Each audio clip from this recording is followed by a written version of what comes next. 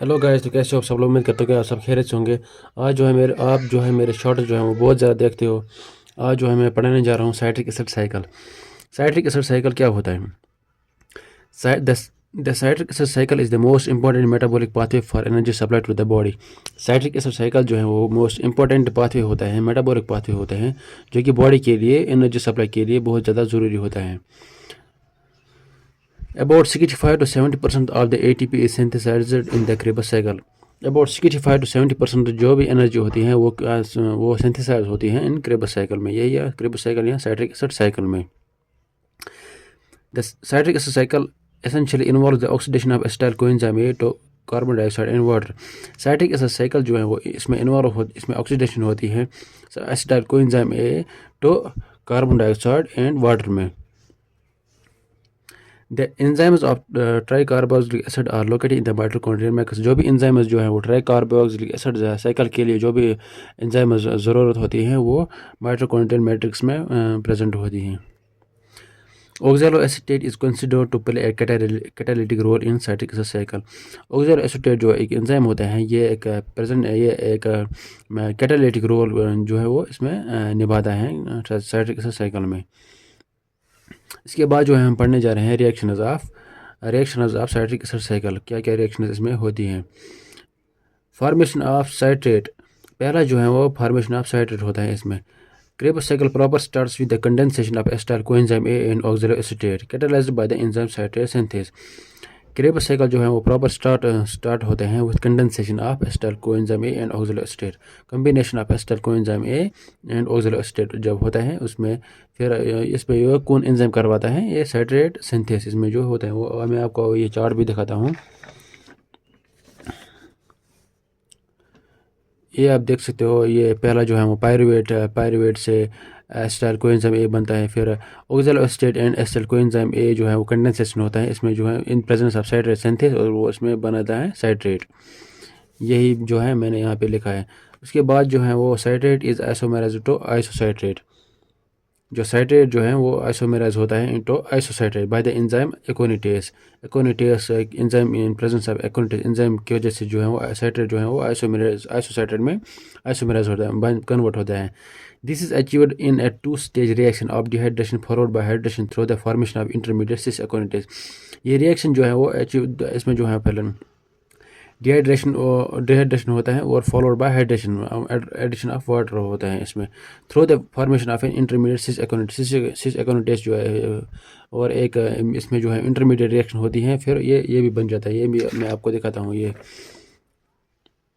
आप देख सकते हो साइट्रेट टू आइसोसाइट्रेट। ये जो है सिस एकोनिटेस जो है वो इंटरमीडिएट रिएक्शन इसमें होती है। इसमें जो है वो ये हाइड्रेशन होता है, ये इसमें पहले होते हैं डिहाइड्रेशन और उसके बाद जो है वो हाइड्रेशन होता है इसमें फिर आइसोसाइट्रेट बन जाता है।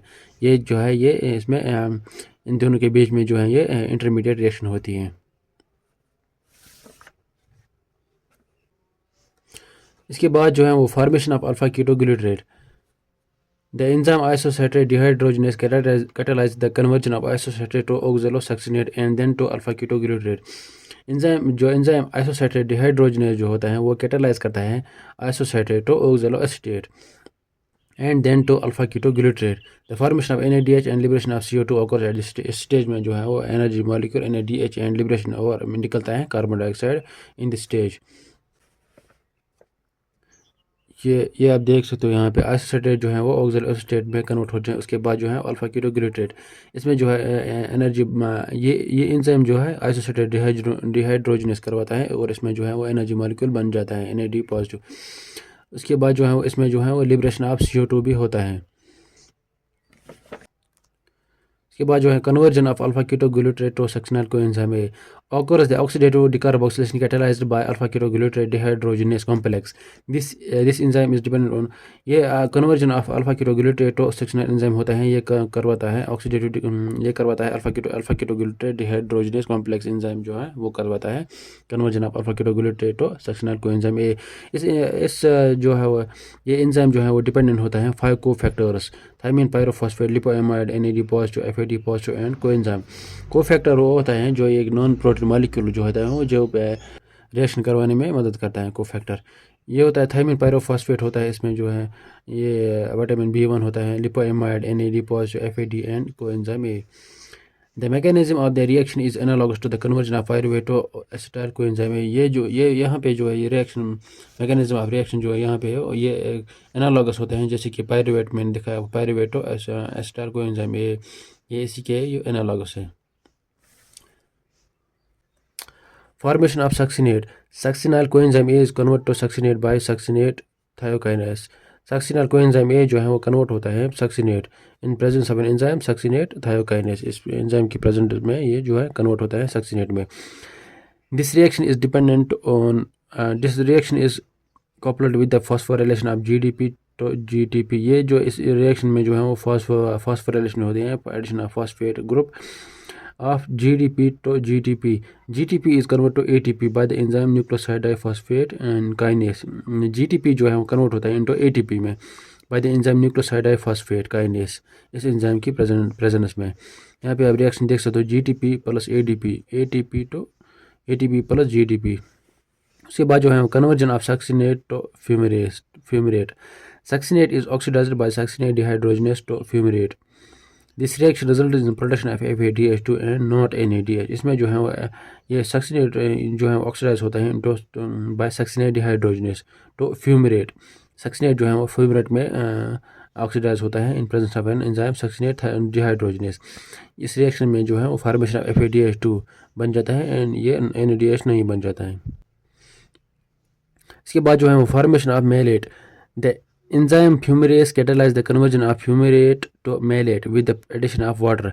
एंजाइम जो है वो फ्यूमरेस जो है वो कैटालाइज करता है conversion of fumarate to malate with the addition of water in presence of addition of water भी।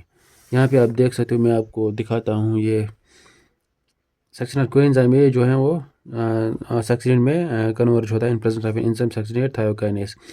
इसके बाद जो है वो सक्सिनेट जो है वो फ्यूमरेट में कन्वर्ज होता है succinate in presence of enzyme succinate dehydrogenase. उसके बाद फ्यूमरेट जो है वो malate in presence of an fumarase and और इसमें जो है वो एडिशन ऑफ वाटर भी होता है।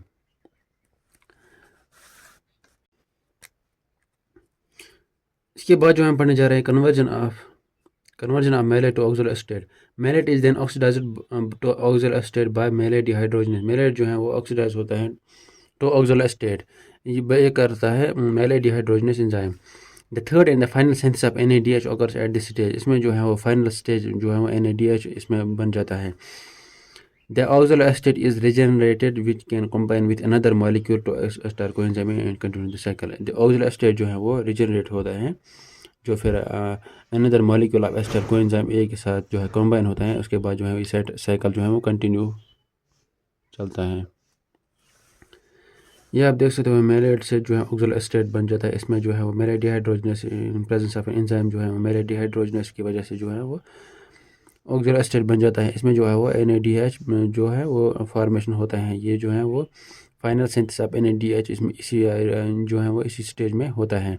और उसके बाद जो है ऑक्सलोएस्टेट जो है वो एस्टर कोएंजाइम A के साथ फिर से ये another molecule of ester coenzyme A के साथ जो है कंबाइन हो जाए। फिर जो है ऐसे ही जो है वो साइकिल जो है वो कंटिन्यूसली चलता है।